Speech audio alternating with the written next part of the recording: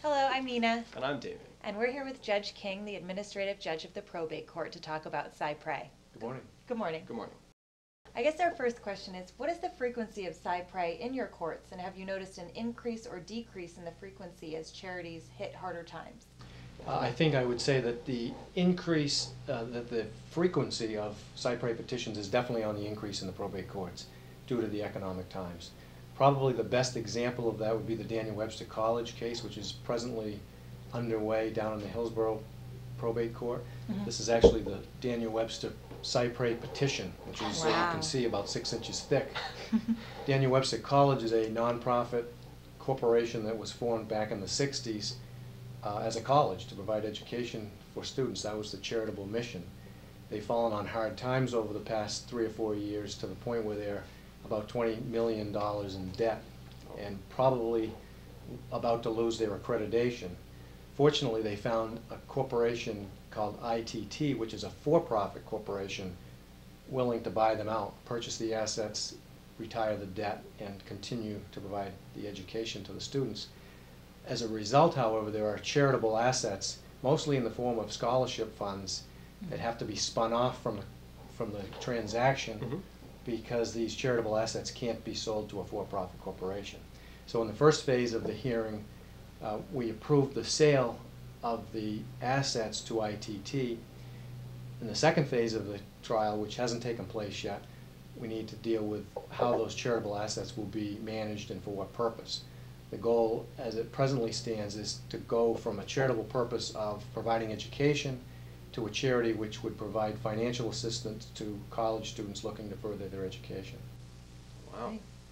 And okay, so you've seen the Daniel Webster College one. What are some other interesting cypres you've ever run into? Well, another phenomenon that we're seeing, I think, certainly in the state of New Hampshire, I would guess around the country, are churches that are closing. Perhaps in a town where there were originally 3 Catholic churches, they've consolidated, which leaves real estate which may have been left to a charitable purpose that needs to be disposed of. I sat on a case in Grafton County a few years ago where the Episcopal Church in Bethlehem closed. The parishioners went to another church, and the real estate needed to be liquidated, but the deed that transferred the property to the church initially said that the property had to be used as a church. So a cypre petition was filed in the Grafton County Probate Court, and ultimately I ruled that the property could be sold, and the funds that came from the sale of the church would be put into an educational fund to educate Episcopal priests in the northern 2 counties of New Hampshire. So we converted a charitable asset from real estate to cash. We tried in these cases to fulfill the goals of the original donors to the extent that we can. In this case, the donors were no longer alive. The Director of Charitable Trust represents the interests of those folks as well as the public and plays a very important role in these cases to give the court guidance on how we can best fulfill the mission of the original donors to carry out their intent. Have you ever encountered a situation where you had funds that were used for a particular purpose that could no longer be used for that purpose, and the resulting cypre, for whatever reason, needed to again be cypre'd, and how was that resolved? I had a case again in Grafton County a number of years ago where funds were left for the support of poor children, I think is how it was worded, specifically left to the Oddfellows, which is a nonprofit group in the town of Lebanon. The Oddfellows Hall closed, and so there were these charitable funds with no one to administer them. So initially the funds were transferred to another nonprofit through a cypre process, tried to find a nonprofit organization that mimicked as closely as we could sort of the goals and intents of the Oddfellows. Unfortunately, that didn't work out real well because they didn't do a good job managing the funds.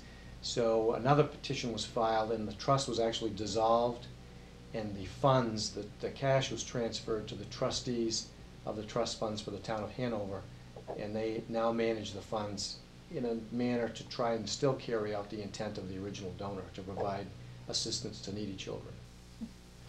Now, cypre is done for the intent of the original donors. Have you ever seen or heard of a situation where, even though the original donor couldn't be found, somebody else tried to come forth and claim to represent their intents? Well, there's a case that I know of. I didn't sit on the case, but Judge Cloutier, who's now retired as the judge in Hillsborough County, had the Chandler Library case. The Chandler family left money for this library, which was constructed a number of years ago, and the proposal was to build a new library. And when the notice was published, several of the descendants of the Chandler family came forward and objected. And technically, they probably didn't have standing, but Judge Cloutier's practice was to put the notice in the newspaper, and whoever shows up, he would allow them to be heard. I think the Director of Charitable Trust probably holds their breath in those situations because they don't know whether to object or to let the folks speak. And the case ultimately went to mediation, and everyone who had an interest, whether they were technically an interested party or not, participated. And it was a good resolution. The resolution was that the funds from the sale of the library would be used to construct an addition on the new library, which would be named the Chandler Addition.